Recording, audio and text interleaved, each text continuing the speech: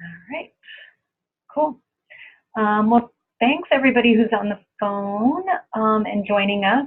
So today we have two special guests from Above the Tree Line, Sarah Richmond and Allison Langlois. Is it Langlois? Is that how you pronounce it?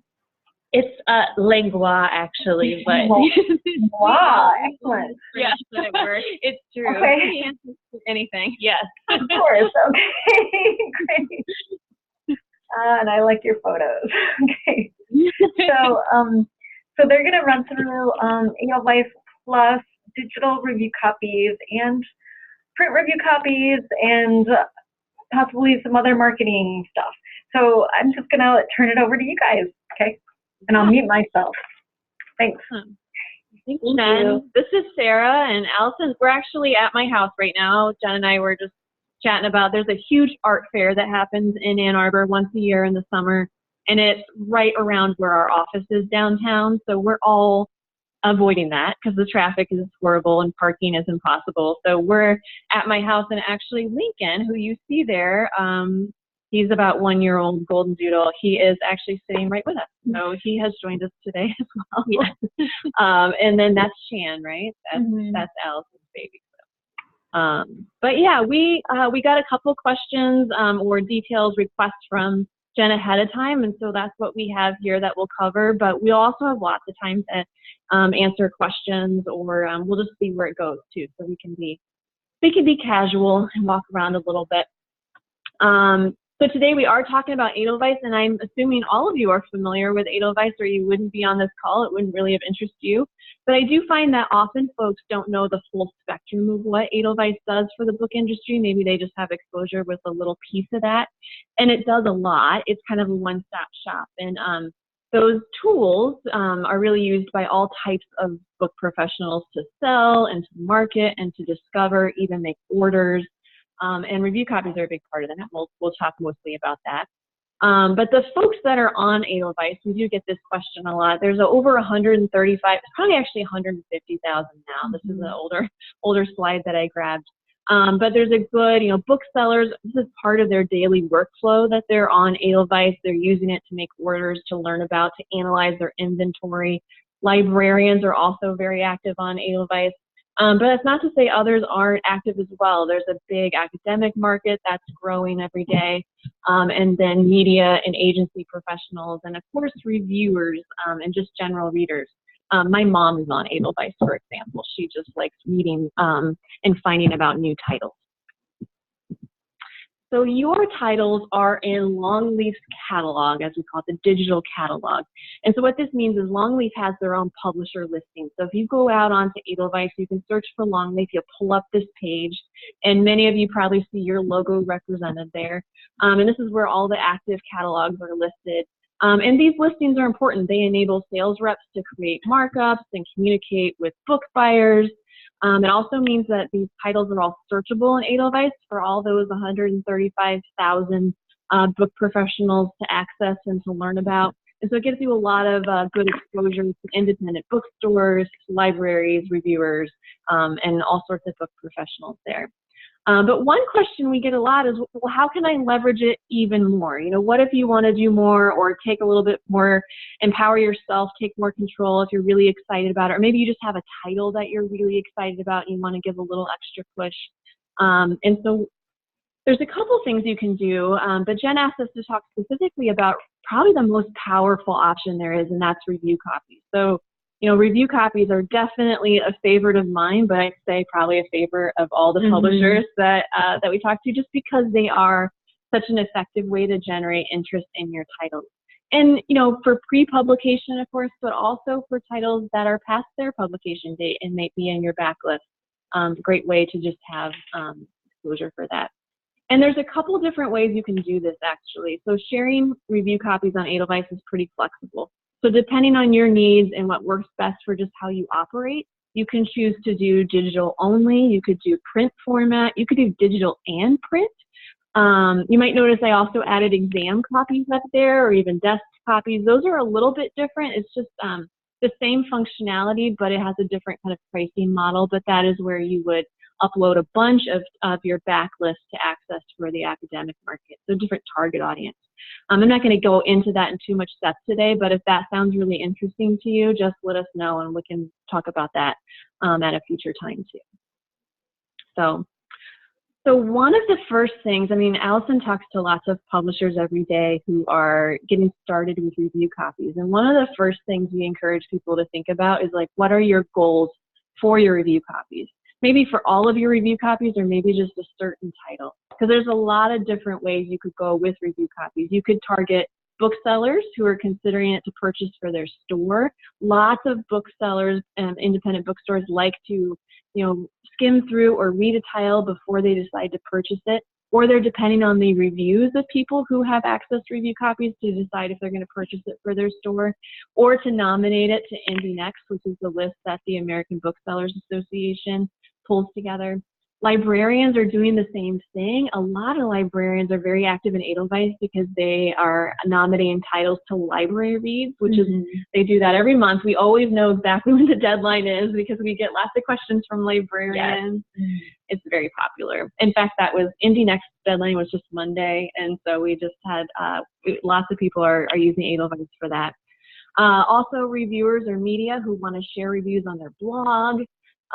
Social media, Goodreads, teachers and professors, maybe you're targeting for selection in their courses, or award nominations. We see publishers who will post a review copy of a title that was, that's a year old because it's being nominated for an award and they're wanting to generate interest for that as well.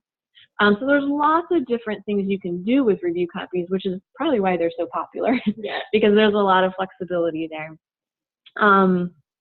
But let's get started talking about digital in particular. Digital is really popular because it's so cost effective. We'll talk a little bit about the pricing, but Longleaf gets a discount too, which is pretty great. So for $40 a title, there's no download fees. It really is just $90. And so there's no setup fees either, and you can just really customize it to meet your needs, and you can manage the whole process inside Edelweiss. And so it's a very popular add-on service for publishers to do because it is so efficient for folks. Sales reps, I think one of the surprises to me is how much sales reps really like review copies because it allows their accounts to check out titles before they decide to buy it. Bookstores love them, as I mentioned, so they can read it before they purchase it or before they hand sell it to customers. Librarians are accessing review copies to participate in reader's advisory with their patrons. They're just really good at drawing attention to titles, and they're also just fast. I mean, you upload a review copy and they're immediately available, and you can immediately send it to people who need it. So Jen, I'm going to go over some of the questions that you sent us that you wanted us to cover today, but I also wanted to mention that when you sign up with us with review copies, we have a lot of training materials too. So don't feel like you have to get every single question answered today. We're around. Of course, you can contact us anytime, but also we have some onboarding training and resources for folks to access as they get started. Sometimes you don't know what questions you have until you try to do it. And so we'll cover some of that. But one of the things that Jen sent us was just starting out real basic. What are the file specs? And so in general, we'll accept PDF or EPUB, but we do recommend using EPUB. They just tend to work a little bit better because they're more compact in size. Sometimes they look a little bit better on a broader array of devices too. And then we encourage people to try to limit the size of the PDF because it will run a little bit better on different devices. Sometimes Kindles have problems with big image intensive files that are over 10 or 20 megabytes. And so we've run into that a little bit. Might not be as big an issue for academic presses as much as you can imagine some children's publishers with lots of illustrations. Sometimes their files can get a little bit big. And also one thing to be aware of, we also can accept MP3 files for audiobooks. And with the way audio is growing so quickly in the market, we're seeing more and more publishers want to do audio review copies as well. And the only thing to keep in mind there are some of those security measures that are in place for digital are just not possible with audio files. And when you're doing this, going through the setup process with us, we'll ask you questions about your default settings. And these are just ways to make your management of review copies more efficient, so you don't have to make the same selections every time. And of course, if you want, you can change them for individual titles moving forward. It just saves you some time. So one default option that you'll control here is how registered Edelweiss users will be able to gain access. So do you want them to request it? Do you want to just invite individuals individually, or do you want to allow anyone to access the review copies? And people always ask us, well, which one's best? And it really goes back to those goals that you set early on about what your goals are for that review copy. If you really want to make a big splash and you're trying to get as much buzz as possible, then having it be, download immediately obviously is attractive to a broader audience of folks. But if you're really targeting a certain audience, then you might want to limit it a bit more. You might want to say, you know what, I want booksellers to be able to request it from me so that I can see who's getting it and approve them one by one. And we'll show you a little bit about how that works. But there's no really right or wrong answer there. And of course, you can change it too. You can make it available to everybody. And then if you go, whoa, whoa, whoa, whoa, that's a little bit too much for me to manage. I'm getting lots of requests, or there's some people requesting it that I don't want them to, then you can always change your settings as well. But if you go and you look at the review copies that are out on Edelweiss now, there's a good chunk that are available to immediately download, and then there's a good chunk that are available to request. It kind of varies, but it's definitely, publishers are using both of those options quite frequently. Yeah. Another thing you can select is how long you want review copies to remain on Edelweiss before they expire. And so the most obvious one here is to have it expire on publication date if you're trying to get reviews prior to publication date, but you can set it however you want. You could have it be out there forever. You could have it expire in 60 days. It goes back to those goals again. You might have a marketing campaign that's leading up to an award nomination, and you want it to be, not accessible after that award nomination date. So you can edit this however you like. What else is out there? You can also select who receives the request by default. So in a smaller publisher, it's often that I'm sure many of you can relate. You wear lots of hats. It might be you, but you can also delegate. You could have them go to your colleague Jeff and have him responsible for approving requests. It could be your sales team. It could be almost anybody. You can also share the load a little bit too if you want to work as a team. Sometimes that's nice as well. So default settings are our friends. They just kind of help us save some time. But the point being here that it's totally how you want to manage it. So you choose who manages it, who gets access to it, who approves the request from your end. All of it's really set up because publishers are just so different from one another. There's really not a cookie cutter approach that works for all of them. So therefore, there's just a lot of flexibility built in. One of my favorite things, though, I'm like many of you probably, I always have my phone and I'm always checking email on my phone a lot. And so you can manage the requests that come in via email, or you can manage them in bulk via when you go into Edelweiss, you can process them. But say you're traveling or you're out visiting, a conference or something, you can just keep managing your review copies straight from your inbox there, which is a handy dandy thing. So a couple of best practices. When it comes to getting the most out of review copies, there are a couple things that some of our really savvy publishers have learned works really well. One of them is taking advantage of the functionality to customize the message that goes to people when you approve the request. This sounds really obvious, but not everybody takes advantage of it. No, and it is, I think, pretty important to get the reviews that you're hoping to get. I think it's really good to have. Yeah, well, because if you think about it, you're giving folks a copy of a book oftentimes before it's published for free because you want them to take some kind of action. So this is your chance to be specific and make that ask, to say, hey, we appreciate your review in Edelweiss, or we'd want to, if you'd like, we'd love a nomination to Indie Next or Libraries or whatever is fitting. Again, going back to those goals that you set for those review copies, this is where you want to make that ask to the folks that are gaining access to your review copy. And then we find that this is just super effective, actually, it's just asking them, because a lot of these book professionals take their reviews and their review copies so seriously. I mean, this is a big part of their professional identity. So if you ask them for something, they will feel ownership for doing that. It will increase the number of reviews or nominations that you receive. So that's a great thing to keep in mind. Those custom messages really help generate more user reviews for your titles in Edelweiss. So there's thousands and thousands and thousands of reviews that happen all the time in Edelweiss. And they're easily accessible within Edelweiss, and so it's great to generate reviews here because as booksellers or libraries are learning about titles, they will see these reviews of their colleagues or of other librarians in here. And so the goal is really to get as many as you can, of course. When you're looking at a title, you can see the number of people who gave an 8 or above, you know, that much love. And so when titles have lots of reviews, that kind of catches people's eyes when they're considering a title. So another thing I think a lot of people don't know is that Edelweiss reviews don't just stay in Edelweiss. So again, this gets back to kind of this Edelweiss being a one-stop shop for book professionals.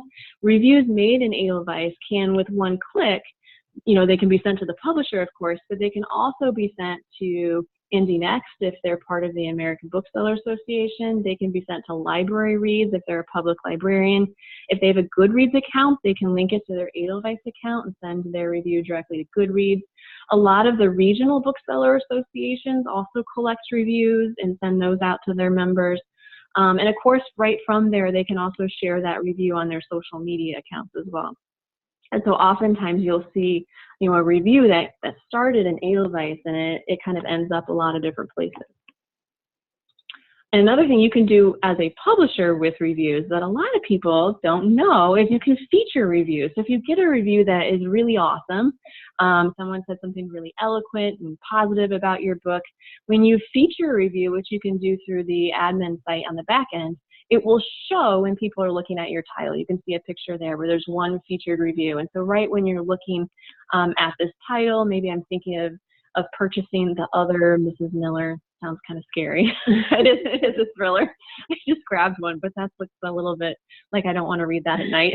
But right when you're looking at that, features reviews show before any of the others there. And so just a way to highlight that as well. It shows when they're looking at the title. So when Edelweiss users get request a DRC, they also have to note why they're requesting it. And so they can select acquisition, advocating, course adoption, reviewing, and they have to leave a note. I mean, we require this every single time. They can't just copy and paste because publishers, from your end, you really want to know why do they want this title, Sky Girls in particular. You know, what is it about this that they think they can help me reach my goals for this title? So then again, going back to your goals for the review copy, folks here, they're kind of making their case. Why should they get this title for free, right? How can they help you? Also though, they have a profile strength. It's based on how much of their profile they've completed, such as, you know, their role summary, their profile pic, how they describe their role, any links to social media. And the point here being that serious book professionals, they fill out every detail of their request profile here. And so some of the folks that are maybe like my mom, who just wants to read the new Alona Andrews book early, but she's not a reviewer, doesn't have any of this filled out. But someone who blogs about books or works at a bookstore or is a collection development librarian, they're going to have all of this really filled out. And really pay attention to it. So you'll be able to look at their profile and see how do they promote books? Is there a link to their website or their blog or their social media, and kind of learn more about them. And just like you said before, I think going back to like your goals of what you want, what you're looking for with the reviews, it's good to take a look at the profile and kind of see if that matches together. Another thing, I mean, if you're looking at this and this is a fake person, so it's not a really good example, but if you were looking at Sarah Richmond's profile and you're like, wow, you know, Sarah Richmond's really my target audience, and you know, I want her to just be automatically approved for all of my titles, then I can go in and whitelist, and then they'll have automatic approval, so you don't have to go and look at Sarah Richmond's profile again. So lots with that. Another thing you can do within Edelweiss is you can sort by user type. And so we do see some publishers where they kind of have a different group that works with libraries versus, you know, maybe the academic market versus maybe independent bookstores. And so you can divide up how you manage requests by user type. And so I could be like, hey, Allison, I'll grab all the librarians if you grab everybody else or whatever it might work out that way. So you can kind of split it up that way if you want as well. So another couple best practices or things that maybe when people start out with review copies they don't know or is out there. And one of them is this quick send, ability to send to contacts. Maybe is one of my favorite features because it allows you to send a pre-approved link to someone who requests it in another venue. So I am sure that you have authors contact you and they're like, Allison is great on Twitter and she will review my title and I want to send it to her. I want to send it to my mother-in-law, whoever the author wants to, or maybe on Twitter someone asks you for a review copy or they're emailing you through your website. You can easily go in here and quick send them a link to folks that you want to have access to it. So there's just lots of times where that comes in handy, and or even sometimes a reviewer asks for a print version, but you want to give them a digital. I mean, you can kind of manage it that way, just to send it directly to them.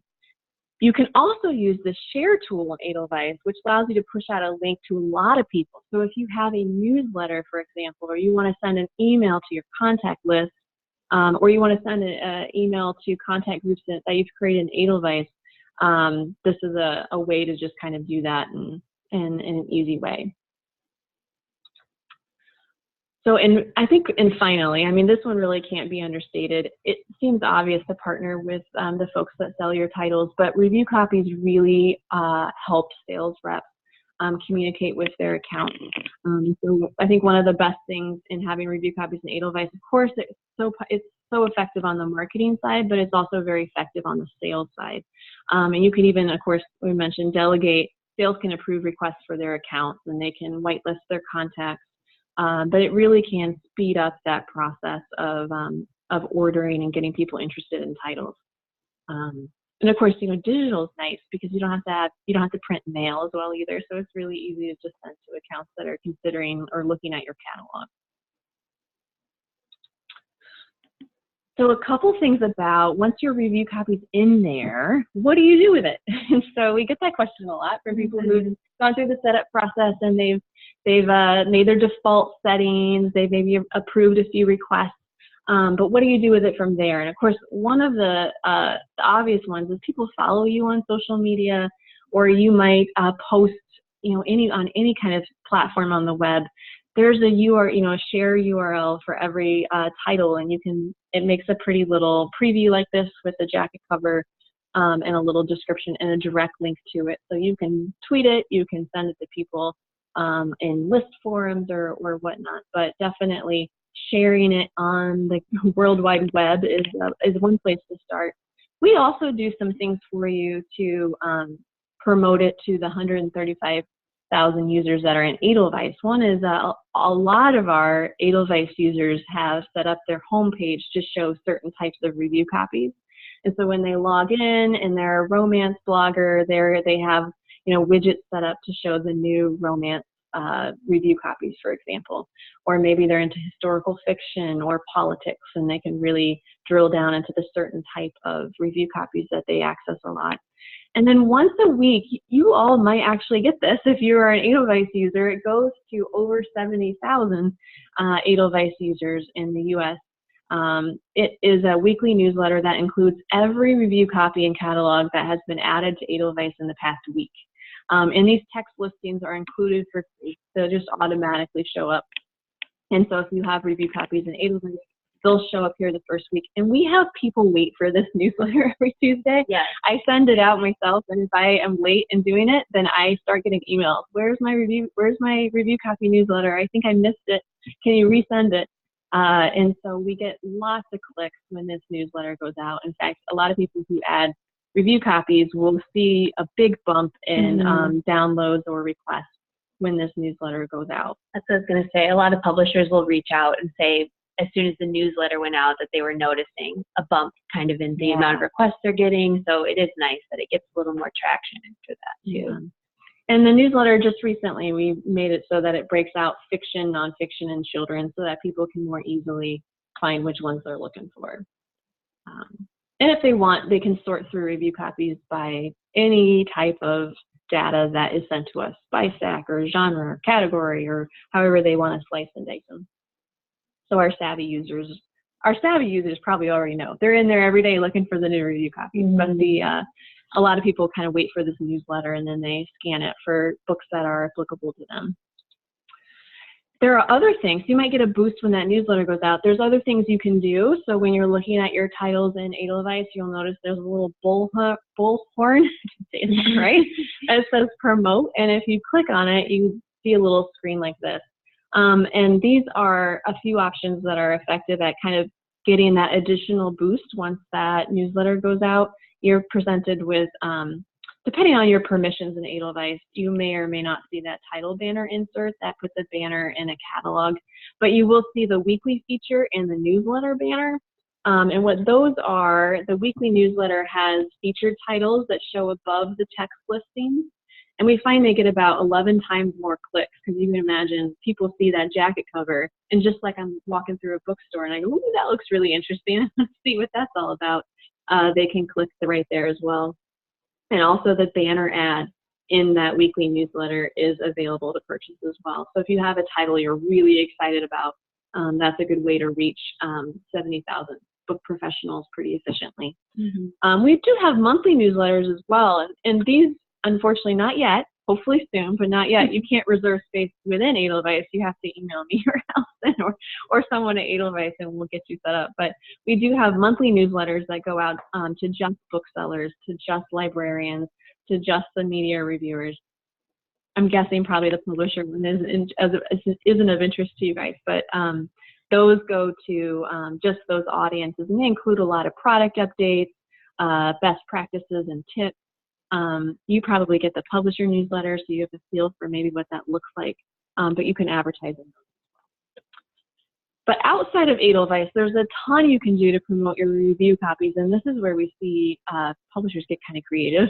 So, of course, there's email marketing, so including your review copies, any with e-blasts or newsletters or any email marketing that you do. Social media, I just have so much fun on Twitter because bookish Twitter is so active. And then your website, of course, putting it out there, because a lot of people will go to your website directly. And then author marketing. I feel like every year authors get more and more involved in marketing their own titles. I mean, it makes sense. They're super excited about them. And so allowing, showing the author how that they can link back to Edelweiss and they can share that review copy and talk it up with the people who follow them, or that maybe they're talking to at universities or whatever it might be, is a powerful way to get more attention as well. And of course, there's other advertising, in different publications as well, where you can link people back to Edelweiss, and so you can continue to manage all of your requests there for efficiency, but you can really drive traffic back to them. So there's a couple examples here. Free Spirit, I think they post several times a day of their titles in Edelweiss out there. And then Norton posts collections out there as well. I have a little arrow pointing to that retweet button because I wanted to mention to you a little secret that if you tag Vice Squad, our Twitter account, when you are sharing a link on Edelweiss, I will retweet you every time as well. And so it will go to our audience. I won't see it unless you tag it, but if you tag us in there, we'll retweet it. Here's another couple examples. Here's an author that is saying, hey, check this out on Edelweiss, my new book's out here, and then the direct link to that. Some people get really creative where they've made art, they've had a graphic designer make it really pretty, and then a lot of people simply just take a screenshot of Edelweiss. And that seems to be pretty effective too. I sometimes think that's a good thing too, because then they know exactly what they're looking for. Yeah. So it's all out there. And then I don't know how many of you are familiar with library reads. If you have books that are of interest to the public library space, they post things like, they take nominations every month and then share that list. And a lot of libraries post that list throughout their library. They make sure they have those books in their collection. And so they drive people to Vice Squad to request as well. And of course, they've all caught on. If they tag Vice Squad, I'm retweeting them. And too, Sarah, that I've been sharing, we recently made a checklist that kind of goes over all these items, and just having something nice to refer to about what to do with your review copies after you have them posted. And that's nice to refer to. It's just a list that kind of goes over all these options too. So we have some documentation about it. Right. It's nice when you post one and then you're like, okay, now what? What can I do? What can I do with it? To remember, What can I do with it? And then at the end, if you want to see who's downloaded it, who's reviewed, kind of the whole process, of course, you can track and measure in Edelweiss as well, just to get an emailed report when invoicing comes. But in the admin section, you can take a look at this, which is really interesting because you learn things from it. So if you do one title and you try a couple of things, you might go, oh, that worked really well. Or what if I did this next time? Then next time you can, try something a little bit different. Or if you try a featured title, for example, you can go and compare, okay, well, how many more downloads did I get for this title that I promoted here versus this other title that I promoted there? And then you can apply those learnings next time. So that's all digital review copies. Jen, what did I forget, or what do people have questions about, anything specific to digital before I jump to print real briefly? Let's open it to the group. That's Nathan barking. Come here. He's protecting us from the FedEx guy. Yeah. He's got a big bark. So nothing you can think of yet? Do you want me to just keep going and then we can see what questions people have at the end? Yeah, unless anybody who's on the cusp of using this or already started to, do you have any other questions about like any of these details? Anyone? Anyone? Bueller. Okay. All right. We'll keep going and then we'll see. Probably people are like, well, maybe she'll cover it, and I might. So we'll talk just a little bit. Because I think, a lot of people have had questions for us about print review copies because it's actually pretty new for us. It's really just the past year. It hasn't even really been a year yet. But we've had publishers ask us for years, can you please manage print review copies the same way? Because it's a pain to manage print one way and digital the other way, and it's more efficient the way I manage digital in Edelweiss. I want to manage my print in the same way. So switching gears just a little bit, advanced reader copies or ARCs or galleys or whatever folks call their print review copies, they've always been a part of the sales and marketing process for publishers, and even with the advent of digital, they still exist. There's still a use case for it. There's still folks that really prefer a print version. And actually, we find the folks that access print review copies in Edelweiss are different people than the people who access digital. People have strong opinions about which ones they like more than others. And so what we're seeing is not people who request digital requesting print now. It's really it opens up a new audience. And it tends, it's of course much more, there's fewer approvals. You hold it a little closer to the vest because there's more cost associated with print. But they can be high value investments if you are providing them to the right people who might make a big order or are considering it for a class or course adoption. And so it's just a nice add-on. But we also have publishers who are just saying, I just want to do print. We had a lot of people add print to their digital, but some people are just, I just do print and it really works for me, and I just want to manage it in the same place that I do my catalogs and my communications with my accounts and my sales. They just want to do it all in one place instead of managing spreadsheets, which is what a lot of folks do right now for their print review copies. So let's dig into this just a little bit. I won't have to actually talk too much because the way you manage print in Edelweiss is so similar to the way you manage digital.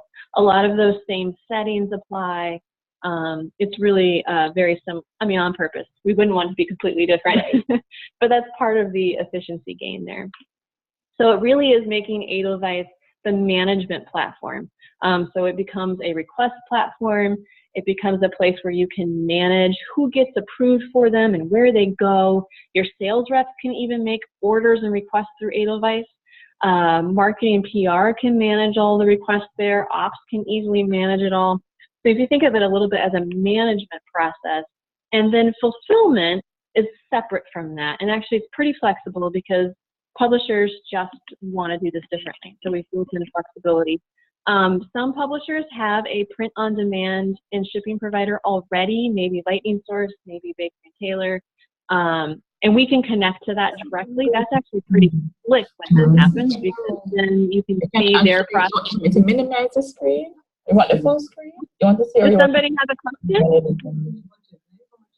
And it had gone up in a reprint. Did I print? She answered me because she cited back what she told. I don't, does somebody, we hear somebody talking, but I can't hear the question. Other things that you want to see what is done. All right.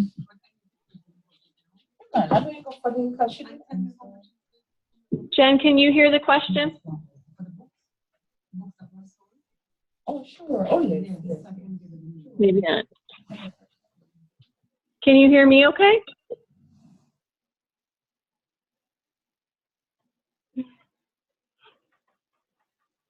Can you hear me? Hello? Oh, sorry, I was on mute. I can hear you, yes. Okay, I just wanted to make sure. I couldn't hear a question if somebody had it, but I was worried people couldn't hear me anymore. Okay, I'll just keep talking. If people have questions, we'll do that. But so we can connect to print-on-demand shipping provider. You can also just route requests back to you, and you can fulfill them the way you do now, whether that's in a closet in your office where you have a stack of them. That's pretty typical. And then you put them in an envelope, address it, and send it out. Or whether you have a warehouse they go to, or a distributor, or however. I mean, there's so many different ways that can go, but we can just route those approved requests back to you to fulfill. And then we have some publishers that just want us to manage it all. And so we've partnered with a printer who can actually do the printing and shipping, and you can just hands off.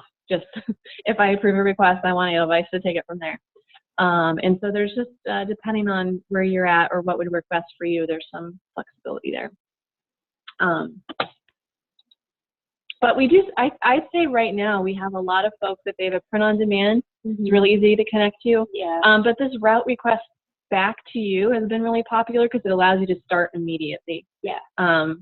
Where you're just kind of opening up to a new audience and kind of seeing what happens without changing your internal process yet. Yeah, and that's what I usually do, is kind of talk to the publisher about what they're doing now, just to kind of manage their print reviews. Yeah. And then kind of go from there, because you don't want to, start a brand new thing. It's usually like pretty easy to just work with what you're doing now. Yeah. And just use Edelweiss to just get the easy way to pilot it and to try it out. In Edelweiss, it looks very similar. So you've seen, I'm sure, the review copies in Edelweiss for users have a little request button or download button on the far right. The print reviews are always requests. There's no immediate access. You always have to approve somebody gets a print review. You get to pick who sees it, though. You get to pick which type of users can see it. A lot of publishers are narrowing it down a little bit. They're saying, I'm just trying to access booksellers or even American Bookseller Association members with my print review, or I'm only making this available to librarians, for example. You can make it only available to Barnes & Noble employees if you wanted. There's lots of ways that you can limit even who sees that it is available to request as a print review copy. Again, it goes back to those goals that you have for the review copy, and that's going to be different for every publisher. But that process for the user is really very simple. Of course, there's one thing that's different, and we have to make sure we have an address on file for the user when they make a request. And so if they've never requested a print review copy before, we will ask them to fill in that address information so that if you approve their request, then we know where to send that print version.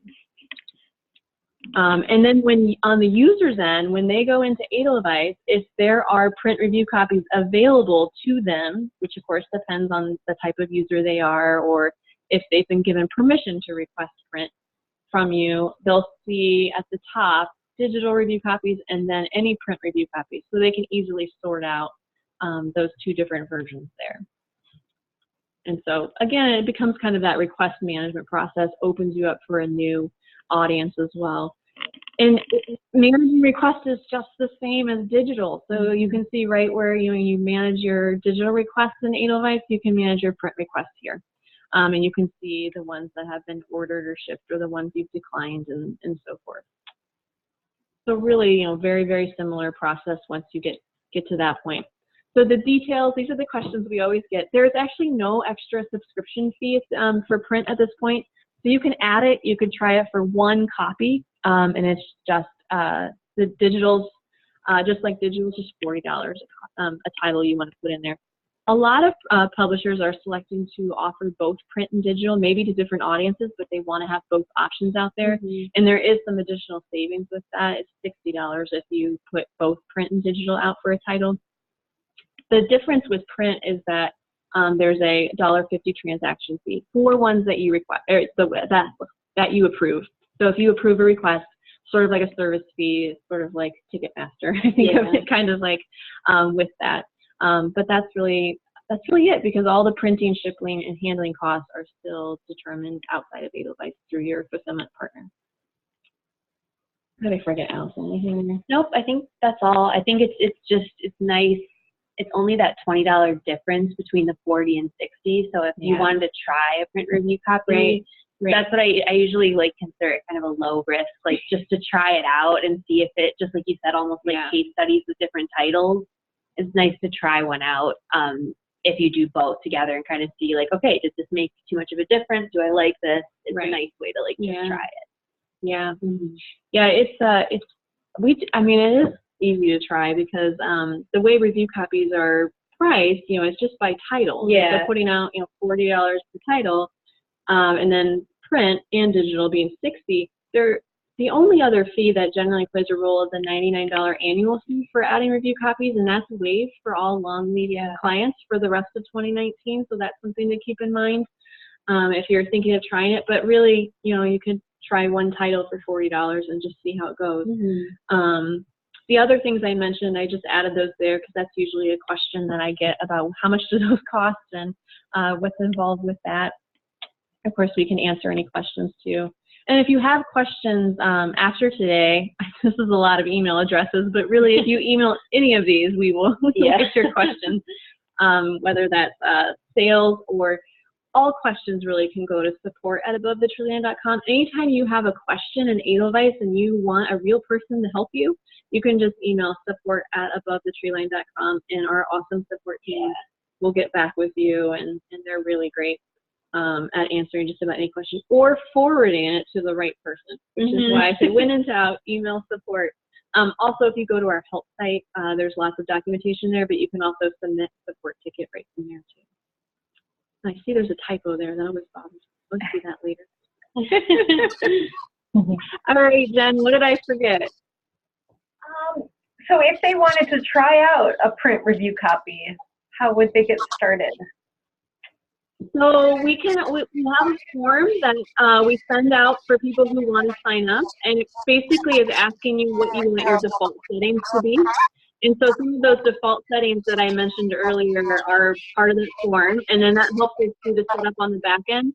But then really it's $40 for the title that you post. And the easiest way to get started if you wanted to try it is to do that fulfillment from inventory option. We just send the request back to you to fulfill however you do now. Okay. So they should contact support at Above the Tree Line? Yeah, or support, sales, really any of those addresses there will work for sure. Yep. Okay. It'll all go the same thing. Okay.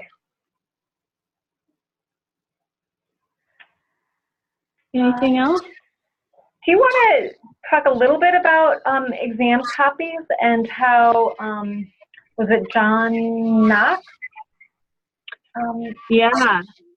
Westminster John Knox is a good example. If you go out to Westminster John Knox's website, you'll see that their requests for exam copies actually link directly back to Edelweiss. So it's just one way to use it. You don't have to use it that way necessarily. But it's a good example of an academic press that uses our review copy module to meet their exam copy needs. And so they've been doing that a long time. It's just they're managing everything within Edelweiss, which makes it really easy for them. We're considering different ways to do exam copies, and so if you guys have ideas of like, oh, I would use Edelweiss, but I want this, we would love to hear that too. But right now, what's working is just we have a different pricing model for backlist, so it makes it a little bit more affordable to upload 200 titles at once, for example, and to have those exam copies available. So that way, when you're communicating with professors or department heads or English teachers, then you can direct them to Edelweiss to submit requests instead of it coming in through Twitter or through email or from your website forms in many different ways. You can send all of it to Edelweiss and manage. And accounts for, I don't know if I mentioned this, but the reason it works so well is Edelweiss accounts are free for basic users. And so even if they don't have an Edelweiss account, they just simply have to sign up with their email and then they can immediately download the exam copy. And so it's free for them, and it's just a really easy way to manage it for you.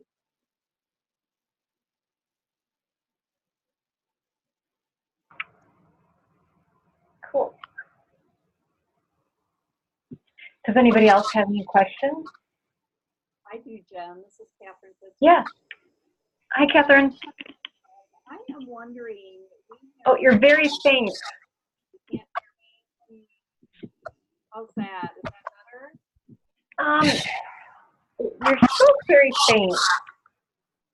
And we're getting some kind of feedback as well. I'm not sure where that's coming from. Do you want to try it again? Is this any better? I can understand you. Okay. Maybe you can rephrase the question. We are offering print and digital review copies to Edelweiss, and I wonder if there is any. Uh-oh. Oh, I heard the beginning of that, unfortunately, where you said you're offering print and digital, but then I didn't hear that. I'll go ahead. I wonder if you're having trouble being heard, you can also enter in chat, or you could also email us after. That's fine too. And I'm hearing some feedback on your line too, Sarah. I wonder if it's just this line is bad.